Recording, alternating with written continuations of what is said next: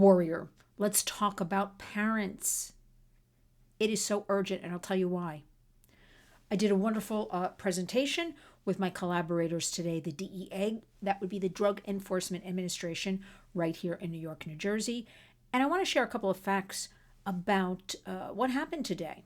I won't be really naming the school or even the area exactly, but I do want to share with you right away while it's fresh in my mind that the kids, middle school age kids, were so enthusiastic. I came prepared for 200 children. And about half of those children, about half, the parents opted out or the caregiver opted out, meaning they did not want their child to hear about digital safety. Now, middle school, you know what these ages are. It's like 11, 12, 13, 14, somewhere in there. The kids, every classroom I was in, we went classroom to classroom and kind of did these tutorials, immersive, interactive, right? Because we want the kids to talk. We want them to start opening up. And sure, it's two strange women coming into a classroom, but we told them they're loved, they're cared for, and it's a safe space. I want to know why the parents are resisting this. I want to know why half of them, because they got permission slips, why half of them do not want their child to hear about digital safety, do not want their children to hear about the harms caused, especially because we did a webinar last night welcoming all parents to join us to ask questions. Use your real name, be anonymous, for us to give a kind of tutorial on what we'll be talking to the kids about today. And also we invited a beautiful mother, Missy Duff, I will use her name, whose gorgeous daughter, Machiko, became a victim of fentanyl. And I say victim because people say overdose. No, it's a poison. They didn't set out to unlive themselves. I say that because I'm skirting around some algorithms here. And she wanted to share her story, how each and every day you must tell your children you love them no matter what they're doing. And she shared with us her very personal story. And there's a lot to be learned from stories like that. So we had parents hearing that. But again, those parents who joined us last night on the webinar were those that are interested. But, a couple of the classrooms, the kids had to leave. They made sure everybody had this slip was in. They were entered into the computer. And I just remember one boy, and I totally believe him. He said, I really don't want to leave the classroom. I want to hear about this and be part of the group. So in essence, by ostracizing them and saying you have to leave the classroom is kind of weird, right? I understand parental autonomy all too well, but this kind of parental autonomy, when we laid out what exactly it is, and you know what? We don't go hardcore, because if we went hardcore, if I did that on YouTube or I did that in any speeches, no, people would be fainting and vomiting and all that. They couldn't handle the truth. This is a very basic kind of, let's talk about what's going on online. What do you see? Do you know what a DM means? Do you know what the word predator means? Do you know what, sextortion means? Things that the kids are seeing every single day. So why not give them the tools, the information to stay safe? I was very proud of the kids in the room that I would say, what if a stranger contacts you? And at the same time, in many of the classes, the kids all had the same answer, which tells me, it wasn't pre-planned or they were just saying what we want to hear. It's like, block them, don't answer them. So that made me really happy, because kids are a lot smarter and savvier than we ever give them credit for. And again, they have the internet, and that has opened up the world to them.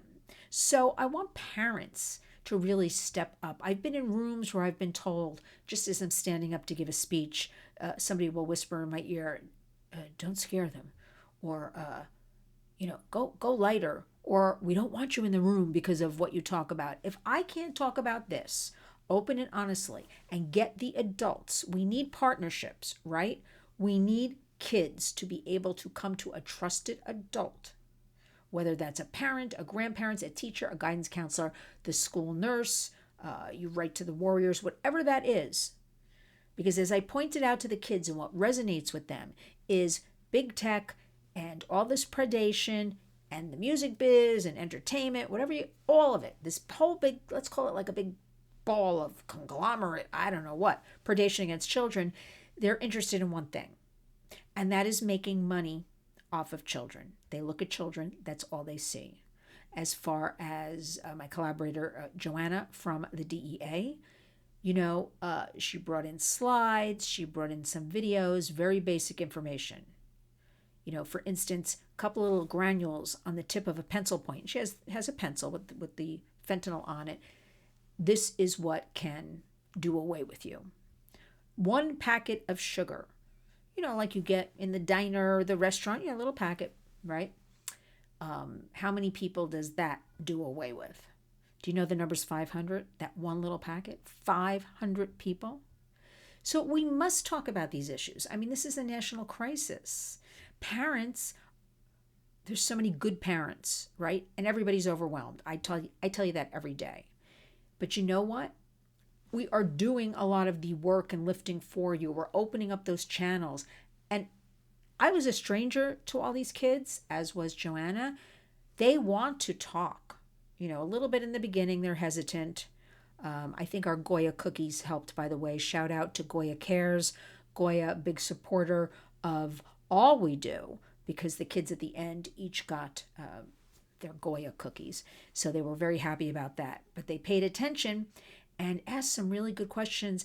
And also, we really didn't want to, Joanna and I, we don't want to preach to kids. Kids get enough of that, right? We wanted them to interact with us. And it was beautiful. And our webinar last night with parents or caregivers or whatever that family dynamic is was beautiful. But parents are getting in the way. Let your kids learn. I keep thinking about that boy, 8th grade, who said, I want to stay in the room. I want to hear about this. I want to learn. And it was in earnest. It was not some fake thing. The kids were all very well behaved. Not a problem at all. They were very interested in the videos that were shown, little short blurbs, cartoons about different things. They understand they live in this digital bubble. It is our duty to talk with them. How are you feeling? How are you doing? Tell us about your online experiences. What would you do if somebody sent you inappropriate images or dialogue? I was really pleasantly surprised. And the parents don't want the kids to learn about this. I am flawed. I'm not so flawed, though, because we're also working on the phone-free school. And the biggest obstacle here, not the kids, believe it or not, they want the phones put away during the classroom. Sometimes there's a little kicking and screaming, and after about a week or two, it all settles down. Kids report they're learning better, they're interacting, they're not nervous from looking at their phone, because, the average child with a phone in school gets 60 notifications a day during that school hours. Let's just break it down. We'll say 9 to 3. Okay, we say 8 to 2. Schools are all different. 60 notifications. And they report that they get very nervous, if these things keep coming in and they feel compelled to look. And that's really an addiction. We have plenty of studies for that, right?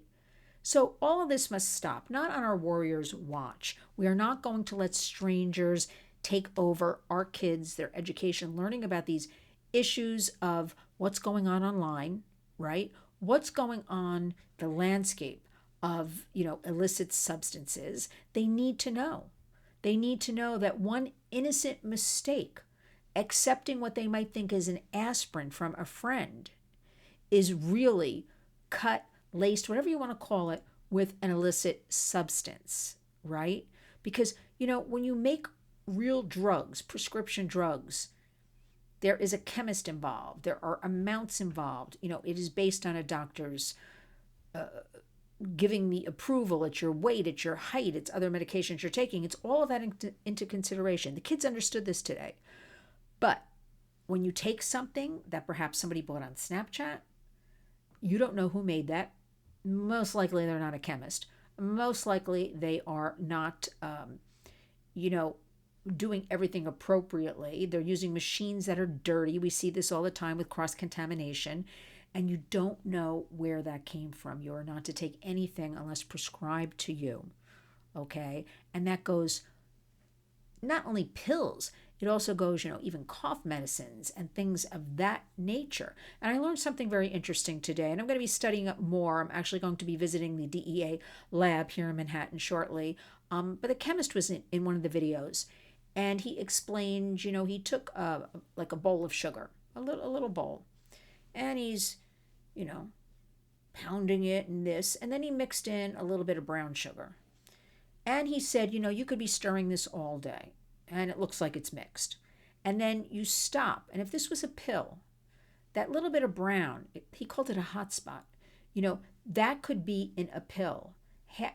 Half a pill could be somewhat okay, but the hot spot could be in the other half. So two people could split a pill. One would be okay, and one would not be okay because that hot spot was in there because it's not mixed appropriately, right? It's not done by a chemist. So there is a lot of education out there. We at the Warriors are at the forefront. We are stopping at nothing because our motto is if we help one child or one person a day, then we have done our jobs, and our hashtag is community creates change. What could be more community than wanting to give families information and resources, take actions? What could be better than helping our kids, our future adults, our future leaders? The kids got it. The kids loved it. Two of them asked us, when are you coming back? Because now we want to break out into small groups and really go in a little deeper on subjects. We were testing the waters with this school today, so to speak. But parents, wake up. You are not shielding your children from anything. I guarantee you, they are learning it online. They're hearing it from friends. They're hearing it from family, perhaps. They're being given a lot of information that's not correct. Let me leave you with about 1 in 4 kids, middle school age, are approached online by a predator. Of that 1 in 4, over 40% will attempt to meet that person, that stranger, in real time. And that should be shocking to you that could be about 50%. Remember, stats are lower. This is what we know about. And these crimes against our children are kept in the dark. So it's time for parents, caregivers, whatever that dynamic is, you better wake up. You better join us. And you know what? It is time to scare people a little bit. We cannot hold back. This is an American crisis, and we need each and every one of you. So please honor our hashtag, Community Creates Change. I urge all of you to follow along. Go to lynswarriors.org and keep in mind, it's not about you and me.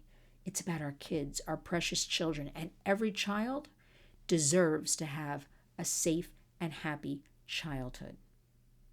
Now, each and every day when you wake up, go out and be a warrior.